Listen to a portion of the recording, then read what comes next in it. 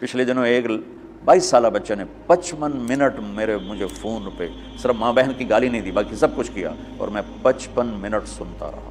ایک ہفتہ میرے سر کا درد نہیں گیا۔ 55 منٹ، اور 22 سال کا ان پڑھ نوجوان وہ بکواس کرتا گیا، اور میں 55 منٹ میں سنتا ہی رہا۔ ہر تھوڑی دیر بعد میں کہتا بیٹا کو ٹھنڈے تو ہو جاؤ، کوئی ہنس کے تو دکھا دو، کوئی آؤ، کوئی پیار محبت کی بات بھی کر لیں۔ آخر میں جا کر کہنے لگا ایک بات ہے کہ آپ کا صبر بہت بڑا ہے، آپ نے مجھے بہت برداشت کیا۔ دعوت دینے میں داعی ذلیل ہوتا ہے، جس کو دعوت دی جا رہی وہ اس کو ہم احترام دیتے ہیں، عزت دیتے ہیں۔ شرابی آ رہا ہے ہم عزت دے رہے ہیں، جواری آ رہا ہے، زانی آ رہا ہے، سود خور آ رہا ہے، تشریف لائیے بیٹھ جائیے۔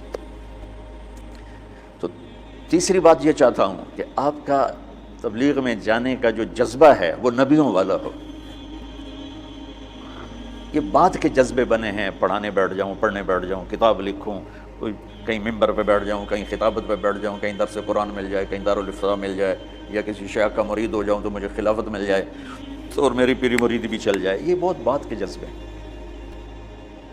میرے نبی اور صحابہ تک کبھی عرش پر، کبھی فرش پر، کبھی ان کے در، کبھی در بدر، غم عاشقی تیرا شکریہ میں کہاں کہاں سے گزر گیا، کہیں راستوں میں تنہا، کہیں ہوں ورود صحرا، میں جنوں کا ہم سفر ہوں، میرا کوئی گھر نہیں ہے۔ یہ جذبہ پیدا کرنا چاہتا ہوں، کیونکہ جو کام آدمی کرنا چھوڑ دیتا ہے وہ پھر ذہنوں سے نکل جاتا ہے، پھر ایسا نکلتا ہے کہ وہ بھولنا بھی۔ اب میں بے شمار حدیثیں بھول چکا ہوں، اللہ کا فضل ہے پاکستان میں سب سے پہلے حدیث کی نص کو بیان میں اللہ نے میرے ذریعے سے پیش کروایا، ورنہ کوئی عالم حدیث حضور نے فرمایا کہ جو 5 وقت نماز پڑھے گا اس کے گناہ معاف ہو جائیں گے، اس طرح تو بیان ہوتی تھی، لیکن اس کو اس کی نص کے ساتھ من قام رمضان ایمانا و احتسابا غفر له ما تقدم من ذنبه۔ اور یہ میں نے نا، یہ ہے بات 82 میرا بیان تھا لاہور مرکز میں فجر کے بعد، تو اس کے بعد میں بیٹھا ہوا تھا تو دو بالکل نہیں وہاں نہیں، ادھر مترا والی میں اجتماع تھا، تو میرا بیان ہوا عصر کے بعد، مغرب کے بعد مولانا نذر الرحمان صاحب، تو میں مسجد میں بیٹھا تھا تو دو بالکل ان پڑھ بوڑھے آپس میں تبصرہ کر رہے ہیں، پنجابی تھے، یار وہ مولوی بچہ جو ہے یہ تو حدیثاں ہی پڑھی گیا، وہ اتنا اثر لے رہے تھے اس کی، قرآن ہی پڑھی گیا، حدیثاں ہی پڑھی گیا۔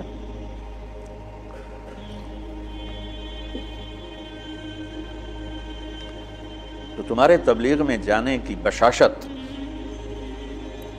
وہ اس کا سبب نص قرآن ہو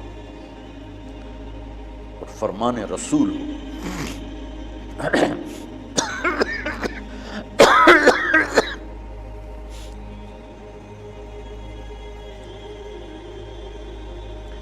تو اس لیے میں نے یہ مدارس بنائے کہ اللہ میرے ذریعے سے ایک ایسی نسل تیار کر دے میرے دنیا سے جانے سے پہلے جن کو علم میں رسوخ ہو، علم ذوق، علم و باج کرے فقیری، کافر مرے دیوانہ ہو، سہ وریاں کرے عبادت کرو، اللہ تو رہے بیگانہ ہو۔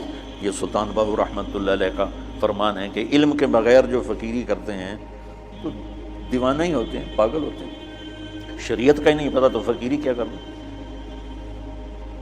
ہمارا ایک دوست تھا، جب ہم لاہور پڑھتے تھے تو گدی نشین کے نا فیملی سے تھا، تو جب اس کے پاس پیسے ختم ہوتے وہ ایک مریدوں میں چکر لگا کے پیسے اکٹھے کر کے آ جاتا تھا۔ اب ہم تو باپ کے پیسوں کا انتظار کرتے تھے، وہ مریدوں سے لے کے آ جاتا تھا۔ تو کہنے لگا ایک جگہ میں گیا تو کہا ہمارے جو ہوتے تھے نا چیلے وہ بڑے ٹرینڈ ہوتے تھے، یعنی ہمارا تصور بٹھانے کے لیے۔ تو کہا میں ایک جگہ گیا تو ایک مرید اپنے بچے کے ساتھ ہے، تو وہ بچہ کہتا ابا یہ پیر دی تا داڑھی کوئی نہیں۔ تو میرا جو چیلا بیٹھا تھا کہا ہوئے چکا، پیران دی اندر داڑھی ہوندی،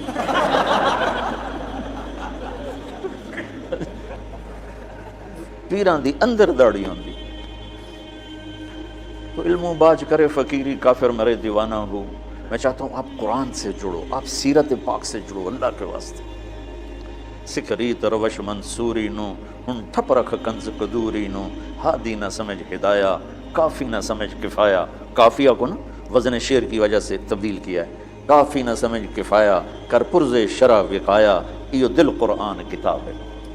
قرآن سے جڑو، سیرت پاک سے جڑو، براہ راست اس سے اثر لو۔ عالمگیری میں یہ لکھا ہے، فتاوی محمودیہ میں یہ لکھا ہے، فتاوی رشیدیہ میں یہ لکھا ہے، فتاوی دارالعلوم دیوبند میں یہ لکھا ہے، وہ ہمارے سر آنکھوں پر ہے، لیکن ہم مستدل حدیث کو بنانا چاہتے ہیں، ہم سیرت سے اثر لینا چاہتے ہیں۔ میرے نبی نے یہ کیا، میرے نبی نے یہ، ٹھیک ہے ہم مقلد ہیں، ہم غیر مقلد نہیں ہیں، اور ہم علماء دیوبند کی تحقیق پر راضی ہیں۔ ہاں چھوٹا موٹا اختلاف تو ہر پڑھنے والا کرتا ہی ہے، تو اس کا مطلب یہ نہیں ہوتا کہ وہ اس سے نکل گیا ہے، جزوی اختلاف ہر جگہ ہوتا ہے۔ تو تم سیرت سے جڑو، تم قرآن سے جڑو، تمہارے اخلاق عالی شان، تمہیں اللہ کا پیغام پہنچانے کا تمہارے اندر جذبہ۔ یہ 3 چیزوں پر میں نے ان مدارس کی بنیاد رکھی۔